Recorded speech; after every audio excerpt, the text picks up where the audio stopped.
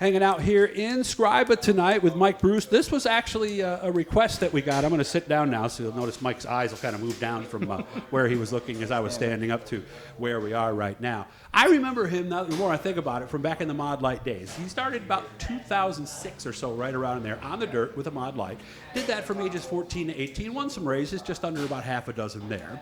At age 18, through just recently, he was in small blocks exclusively, got about 7 or 8 wins there. Last year, of course, Oswego didn't run any actual races, but he did actually go out with a 350, one of those new 350s that they have up there. This year, he is actually running big block as well. 2 starts so far this year in a big block. He ran the 350 earlier this year, but unfortunately it didn't work out. He ended up wrecking that. But after wrecking 2 cars in one night, on opening night, oops, that's not good. He ended up rebounding for it. No, it's okay. We ended up rebounding for an 11th place in the Classic. So how have you been, man? I've been good. Sounds like the ultimate up and down here so far. Oh, yeah. We got a lot going on, but we're working hard at it every day and showing up to the track every week with as many cars as we can, having a blast while we're doing it. So. That work you hear in the background, they're working on the ISMA car right now. So let's start with the Super over here. You had some work to do. You told me, well, how bad was the wreck and what actually happened? So opening night, we were just trying to kind of get some laps in, log some laps, and get used to the big block, totally different motor, engine, and drivability, everything about it. So I was trying to log some laps, and we were running in the back of the pack. We started in the back of the pack since our rookie year, and we just got driven over top of us and overcorrected the car and backed her into the fence. We ended up destroying the whole back tail section, some rims, Watts bar, a couple little stupid things, but shouldn't have been back there. We're better than that anyways, but is what it is. So we brought it home and thrashed on it and replaced the tail section, rear bumper, went through the car again and went back for the second week. Anything I've learned from talking to you guys about these Supers, and I'm sure you've learned this too, is it's easy to overcorrect in one of those situations, isn't it? Everybody's kind of told me that if you go to spin out a super modified, that you got to kind of lock it down and just get on the brakes rather Oh, really? than. That's what you're supposed to do? Yeah, our SBS cars used to be able to just throttle into it and drive out of it, and Almost that's like what a Mod Light, right? That's what I've been used to for so many years. So.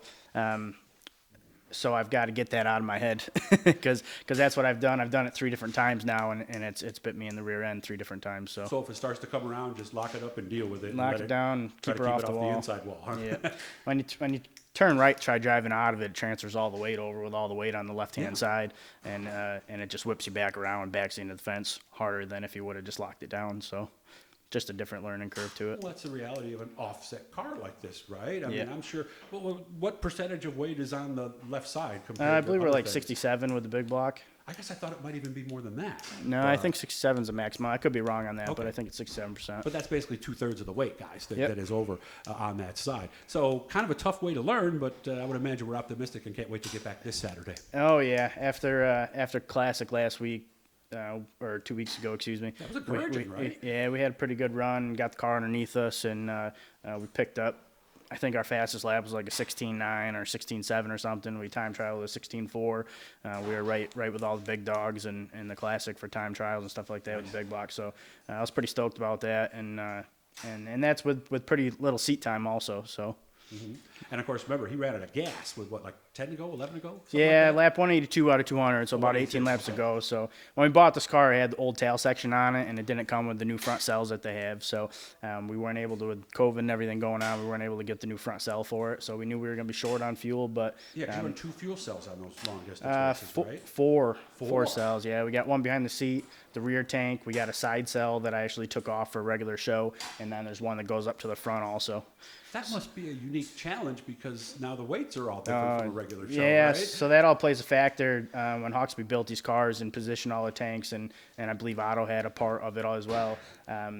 They burn off the fuel in certain areas depending on how the car's handling, so it all plays into it. Is there something you can do to control that? Or? Yeah, so the side cell, the rear cell's off a mechanical pump, so you can't control that one, but the side cell and the front cells are ran off electrical pumps, so we have switches inside the cockpit that we turn on when we want to, so depending on how the car's handling is if you want to get rid of the front weight or the side weight, depending on what it's doing at a certain time, so. There's a lot that goes into it. So one step up from the pickup truck with the 2 tanks where you just toggle switch between the 2. So which one do you use first? So your seat cell is your main cell, so everything feeds to the seat cell. So your rear cell feeds to the seat, and then once as your we were roughly 80, 90 laps in.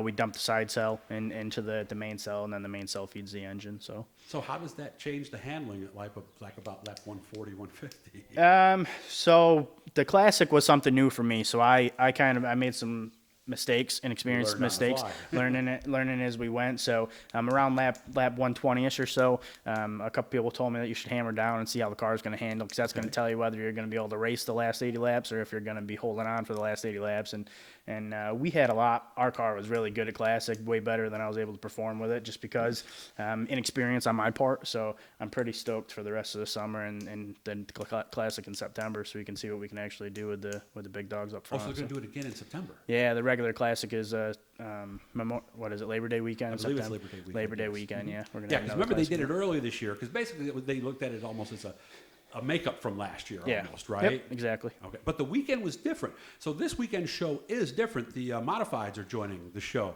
Does that change the track at all, having them there versus the regular divisions? Not particularly. No. With having the off week and we had some rain, the track will be green, but the Modifieds put down some quick rubber, and the Supers will as well. So they used to, back in the day, they used to affect the small blocks more so when they ran a different tire compound. We used to see having to change up some of the setup stuff depending on how much rubber is put down on the track, but I don't think we'll have that much of an issue this coming weekend. And it's just the two of you this weekend, right? Yeah, just the NASCAR Modifieds and the big block Supers. Yeah, so if you're a fan of those, I saw the track actually had some video up of them taking hot laps earlier this week. Make sure to make your plans, because again, it's a different schedule, it's a different world here in 2021. So how much are you going to do of the Super, and how much are you going to do of the other two cars that are here in the shop tonight? The Super's my baby, so it's something that I've always wanted to do. You know, a lot of kids my age or men at my age, whatever, when I started Oswego, I felt like I was a kid. So growing up, it's something that everybody wants to shoot for, you know what I mean? Run a big block super modified, and most of us don't get the opportunity because they're financially expensive machines, and there's just a lot to them. So that's my baby. I put every minute, every penny into this car that we have. So I'm going to focus 100% on the Super. We had a really fast 350 that we ran the first 2 weeks. Unfortunately, that car got destroyed in the second week wreck. So it's gone, huh? Yeah, it's sitting out back in a scrap pile.